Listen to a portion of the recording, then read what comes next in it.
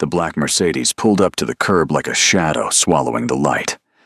Kang Tae-hyun stepped out, straightening his cuffs, his jaw set with the casual confidence of a man who had long since stopped being surprised by his own power.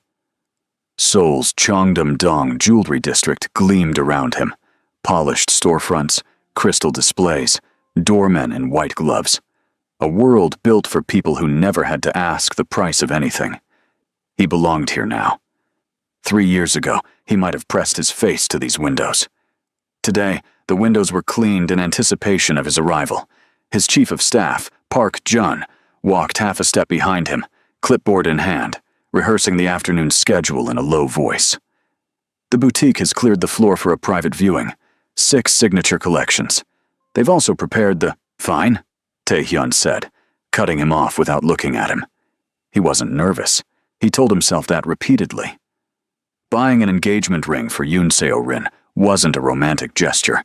It was the logical conclusion of 2 years of proximity, public appearances, and shared social circles. The media had already drafted half the headlines. Korea's most eligible billionaire, finally off the market. He had read the drafts his PR team sent over, and approved them the way he approved quarterly reports. Efficiently. Without sentiment. He pushed open the glass door to Aurora Jewels. The interior stopped him. It wasn't the wealth of it. He had been inside expensive places before. It was the feeling of it. The boutique didn't scream luxury the way most places did. It whispered it. Warm, pendant lighting pooled over velvet display cases. The cases themselves were spaced generously, each piece given room to breathe, like artwork in a gallery that respected its own collection. Soft instrumental music moved through the air like something half-remembered. The walls were a deep ivory, broken by framed photographs of the jewelry being worn at royal galas, charity events, international summits. A woman in a navy uniform appeared at his side immediately. "Mr. Kang, welcome to Aurora Jewels. We are honored. Your private viewing is prepared. May I bring you anything while you wait for our owner?" "Your owner handles these appointments personally." "Always," the woman said with a small, proud smile. "For our signature collections, our owner insists on being present. She says every ring deserves to meet the person who will carry it into the world." He almost smiled at that. Almost. He moved toward the central display and looked down through the glass at the rings below. Diamonds set in configurations he had never seen before. Not the aggressive sparkle of conventional luxury jewelry, but something more considered. Stones that seemed to glow from within rather than reflect from the surface. He didn't know enough about jewelry to explain why these looked different. They just did. Footsteps crossed the floor behind him, measured, unhurried. He turned, and the floor dropped out from underneath his life. She walked into the showroom the way people walk into rooms they own, not with arrogance, but with the deeper confidence of someone who has earned every inch of space they occupy. Her hair was swept up, her suit was impeccable. She was holding a small leather portfolio, and she looked, in every possible way, like a woman who had never once needed saving. But Tae-hyun knew that face. He had memorized that face at 26, on a rooftop in Itaewon, when she had laughed so hard at something he said that she'd spilled ramyun on his jacket, and neither of them had cared. He had known that face at 30, when it was pale and exhausted, and still smiling at him across a desk covered in business proposals she had helped him draft. He had known it at 32, when it was wet with tears that she refused to explain, and he had been too busy, too self-absorbed, too gone to ask why. He knew that face. "Sarah," he breathed. Han Soo-ah, who had gone by Sarah since her semester abroad in London, a habit that stuck, looked at him for exactly 2 seconds. Something moved across her expression. Shock, maybe. Pain, briefly. And then, like a door being closed with great care so it didn't make a sound, it was gone. She stopped in front of him, extended her hand, and said with perfect professional composure, "Good afternoon, Mr. Kang. Welcome to Aurora Jewels. I understand you're looking at our signature engagement collection today. I'm happy to assist you personally." He stared at her outstretched hand. He shook it. Her grip was firm. Her eyes were calm.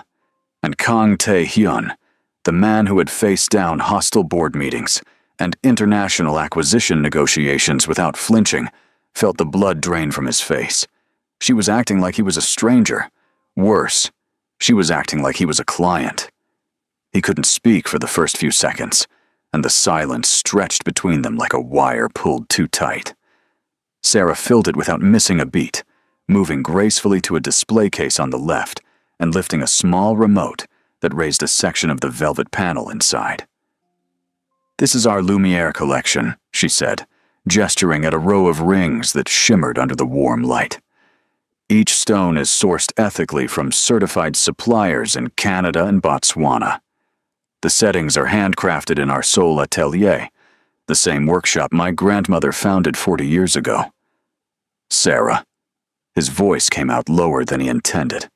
Rougher. She didn't look up.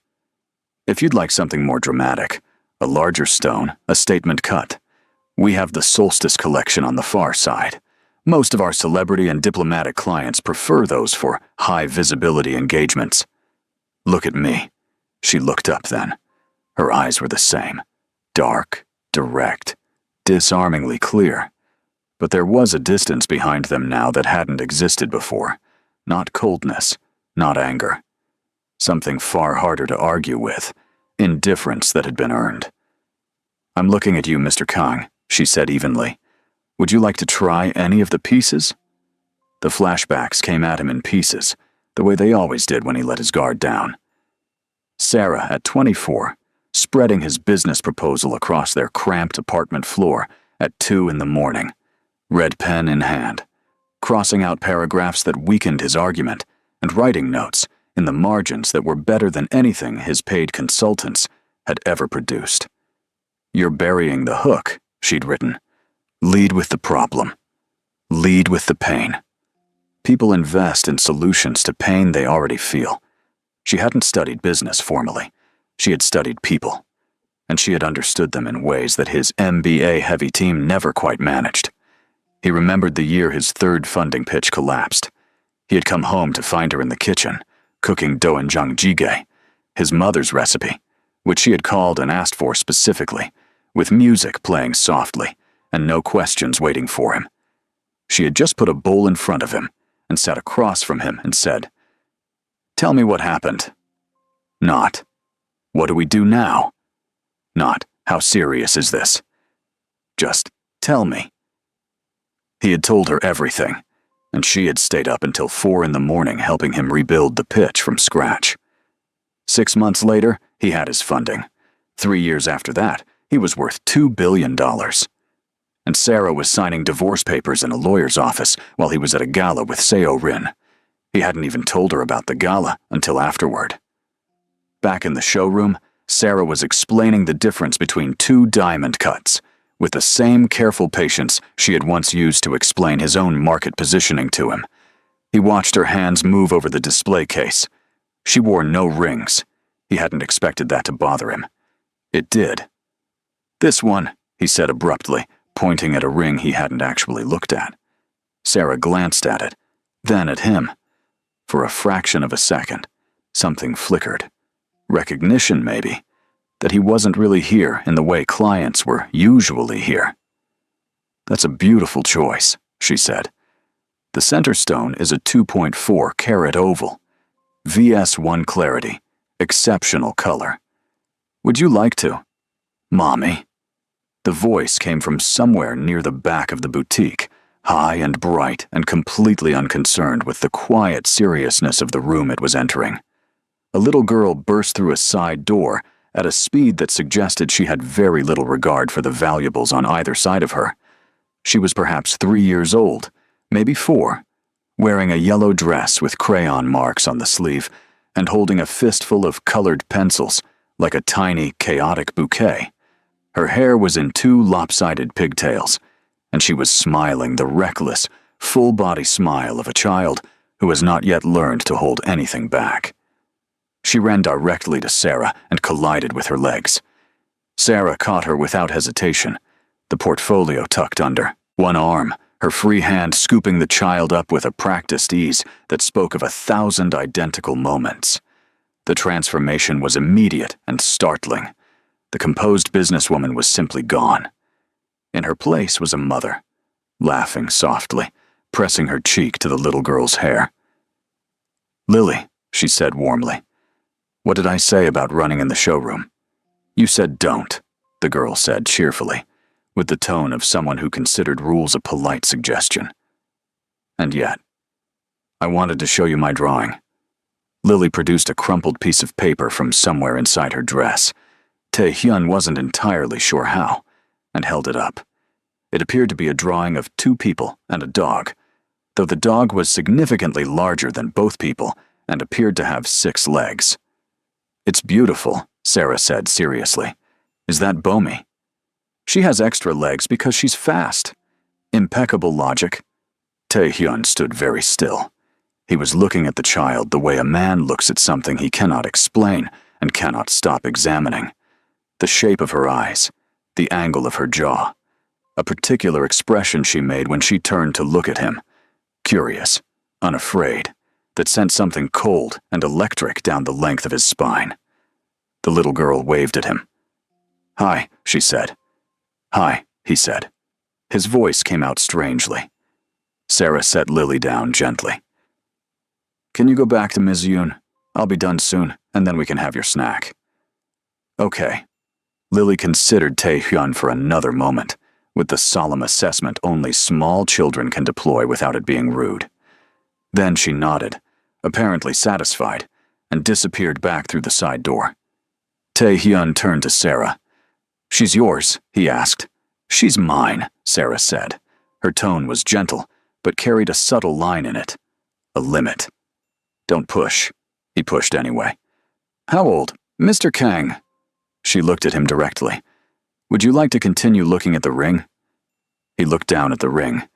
He had completely forgotten about it. He bought it. He didn't know why. He had barely looked at it. But leaving empty-handed felt like a defeat he couldn't name. So he bought it, and let Park Jun handle the paperwork, while he stood near the door and tried to look like a man who had somewhere to be. Outside, in the back seat of the Mercedes, he stared at the small velvet box in his hands. He called his head of private security. "I need background information on Han Soo-ah," he said. "Everything since 2022. Business, personal, whatever you can find." There was a brief pause. "Your ex-wife, sir?" "Yes." Another pause. "Of course." "How thorough?" "Completely," he said. What came back 3 days later was not what he expected. He had told himself he was looking for something to dismiss.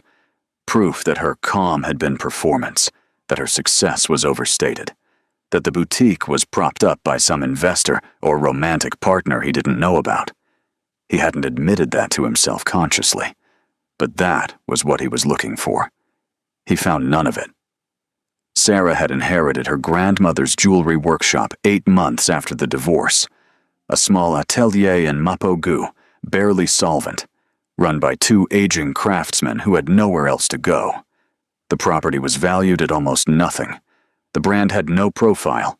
The equipment was decades old. She had not sold it. Instead, she had enrolled in a 2-year gemology program, while simultaneously studying luxury brand management through an online European institute. She had worked with the craftsmen, learned from them, according to several interviews she had given to trade publications, and spent every remaining hour rebuilding the business from the supply chain upward. Ethical sourcing agreements, new design language, a digital presence that built slowly but with extraordinary consistency. 4 years after inheriting a workshop that most people would have sold for parts, she had launched Aurora Jewels at an international luxury trade fair in Milan. The collection sold out in 6 hours. She currently employed 47 people. She funded 2 full scholarships annually for emerging jewelry designers from underprivileged backgrounds. She had a quiet partnership with a children's bereavement charity, donating a portion of every signature collection sale. And she had done all of it alone. Tae-hyun set the report down. He sat in his corner office on the 38th floor of the Kang Group Tower and looked out at Seoul spread below him, like a circuit board, and he felt something he was not accustomed to feeling in this office. Small. He went back to the boutique 9 days later, under the pretext of resizing the ring. It was a thin excuse. He could have sent a staff member, and he suspected Sarah knew it. She handled the interaction with the same professional grace as before, consulting with her atelier team over the phone, while he sat in one of the boutique's cream-colored chairs, pretending to check his phone. He watched her across the room. He watched Lily appear again, quieter this time, carrying a picture book, settling into a chair near the back with the self-contained peace of a child who was deeply, securely loved. He watched the way Sarah moved through her own space, how her staff responded to her, not with the rigid deference of people following a hierarchy, but with the warm attentiveness of people who actually liked who they worked for.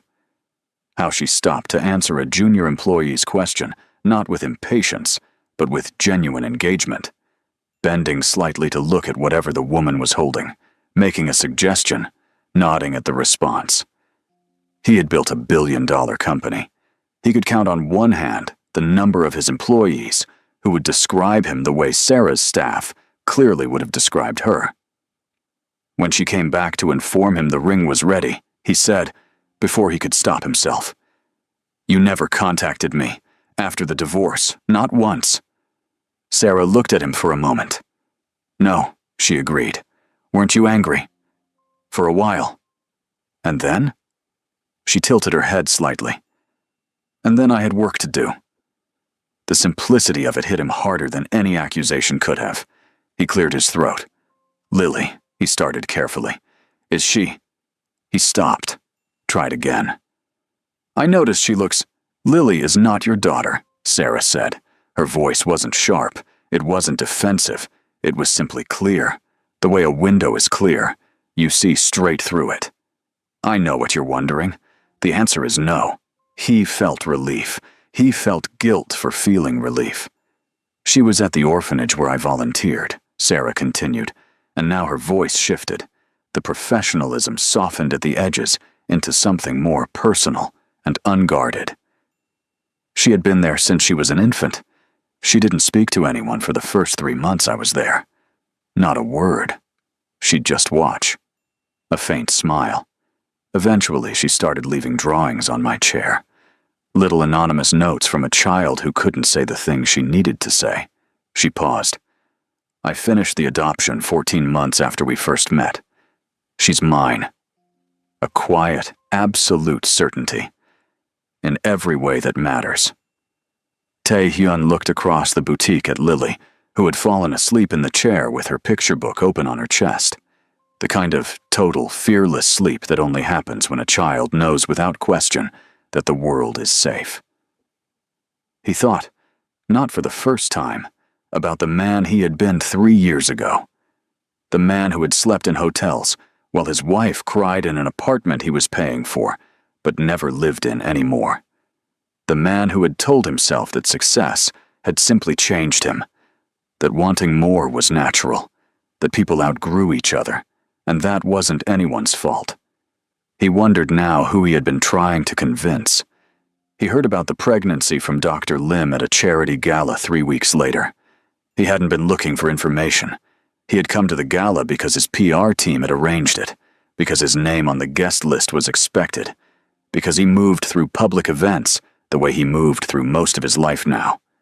Present in body, absent in the ways that counted. Dr. Lim had been Sarah's attending physician during the last year of their marriage.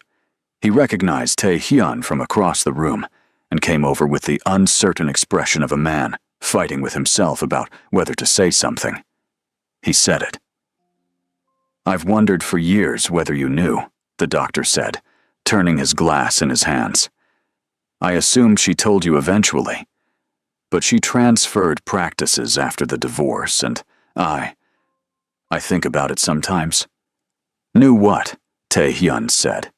Dr. Lim looked at him. Something in his expression shifted, the uncertainty replaced by something quieter and sadder. She was pregnant, he said. 8 weeks along. She hadn't told you yet. She was waiting. I think she was hoping things between you might improve first. She came in for her first prenatal appointment alone. The noise of the gala continued around them, glasses clinking, laughter, a string quartet. Tae-hyun heard none of it. The stress, Dr. Lim said carefully. The emotional circumstances. These things contributed. She lost the baby in the 11th week. He paused. I'm sorry to be the one to tell you this. I think we all assumed. She never told me, Tae-hyun said. His own voice sounded like it was coming from a very long way away. No, Dr. Lim said quietly. I don't think she did. He drove home alone that night. He made his driver drop him 3 kilometers from his apartment and walked the rest of the way in his gala suit, hands in his pockets, moving through streets that blurred past him without registering. He thought about her at 29 in their apartment, drafting his business proposals by lamplight. He thought about her sitting across from him with a bowl of soup, saying, "Tell me what happened." He thought about a prenatal appointment attended alone, a woman sitting in a waiting room with a secret she was saving for the right moment, a moment that never came, and then something far more final than a bad moment. He thought about how she had sat across from him in that jewelry boutique and discussed diamond cuts with perfect calm, and how she had built an entire world from scratch, and how she had adopted a silent little girl with drawings to leave on chairs, and how she had done every single piece of it without once calling him and saying, "Look what you cost me." He stopped walking. He stood on the pavement in the dark, and he pressed the heels of his hands to his eyes. And Kang Tae-hyun, the youngest billionaire in Korea, the man business magazines called relentless and visionary and impossible to rattle, stood alone on a street in Seoul and fell apart quietly for the first time in a very long time. Seo-rin noticed the change before he announced it. She was perceptive in ways he had underestimated. She had always been smarter about people than he gave her credit for, which was perhaps why she saw it clearly when he stopped being fully present in any room they shared. Dinners, where his eyes drifted toward the middle distance. Conversations he answered correctly, but wasn't in. A man running on protocol rather than feeling. They were in his living room when she finally said it out loud. "You're still in love with her." He didn't answer immediately, which was itself an answer. "I don't know what I am," he said honestly, "but I know this isn't fair to you, and I know you deserve someone who isn't." He stopped. "Someone who is actually here." Seo-rin looked at him for a long moment. Then she set down her glass and said, with a dignity he respected enormously, "I think I've known for a while. I just kept hoping you'd find your way back. I'm sorry." "Don't be," she said. "Be honest. That's more useful." She left with grace, and he sat in his apartment alone, holding a velvet ring box that no longer meant anything to him. He came to Aurora Jewels one last time on a quiet Tuesday morning in November, 4 months after that first afternoon. The boutique had just opened. The staff greeted him with surprise. He had no appointment, but Sarah appeared from the back within a few minutes and looked at him with the measured, unshockable steadiness that seemed to be simply part of who she had become. "I'm not here to ask you anything," he said immediately. He wanted to be clear about that. "I'm not here to propose a second chance or to explain myself or to make you feel any particular way. He stopped, steadied himself. "I needed to say this to your face." She waited. "I failed you," he said. "Not in the abstract, the way people say it. Specifically. When you were alone in that apartment, when you sat in that clinic waiting room by yourself, when you were fighting to save something I was already walking away from. I failed you, and I didn't understand the dimensions of that until recently, and I understand now that understanding it doesn't change it." He held her gaze. "I'm sorry. You deserved better than what I was." The boutique was very quiet. Sarah looked at him for a long moment. Not the professional look, Not the careful look, but something older and more direct. The look of someone who has had a conversation in her head so many times that the real version barely surprises her. "I forgave you a long time ago," she said. "Not for you. For myself. Because carrying that much anger takes energy, and I had a business to build, and a little girl who needed her mother present. I know. Forgiveness isn't a door back," she said. "I need you to understand that. It's not a stage in some process that ends with things going back to how they were. It's just putting it down. The weight of it. Setting it on the ground and walking away without it." "I understand," he said. And for the first time, he did. Lily appeared in the doorway behind Sarah, dressed in a red coat, clearly prepared to leave for somewhere exciting based on her expression. "Mommy, Ms. Yoon says we're going to be late." "I'm coming, baby." Sarah looked at Tae-hyun one more time, not with warmth exactly, not with coldness, but with a kind of clean, settled finality. "Take care of yourself, Tae-hyun. I mean that." She turned. Lily took her hand, and they walked through the glass door of Aurora Jewels and out into the pale November sunlight, and the door swung closed, and they were gone. He stood in the boutique for a moment. The staff moved around him quietly. In the display case to his left, a new collection had replaced the engagement rings he had browsed 4 months ago, a series of pieces with clean, forward-facing lines, each one called, according to the handwritten card below them, the New Chapter Collection. He looked at them for a long time. Then he walked out. He didn't look back. Some people come back into your life to remind you of what you had. Others return to show you, clearly and without cruelty, exactly who you were before you were forced to grow up. Sarah Han did not return. She had never left. She had simply built a life so full and so genuinely hers that when the man who had once defined her world walked back into it, she had simply smiled, done her job well, and gone home to her daughter. That, Tae-hyun understood now, was the only revenge worth having. Not the kind that burns the other person down, but the kind that lifts you so completely out of the wreckage that there's nothing left for the fire to reach. If this story moved you, hit the like button right now. It helps more people find stories like this one. Subscribe so you never miss what we post next, and drop a comment below. Do you think Tae-hyun deserved the truth about the baby? Or did Sarah make the right call keeping it to herself? We read every single comment. See you in the next one.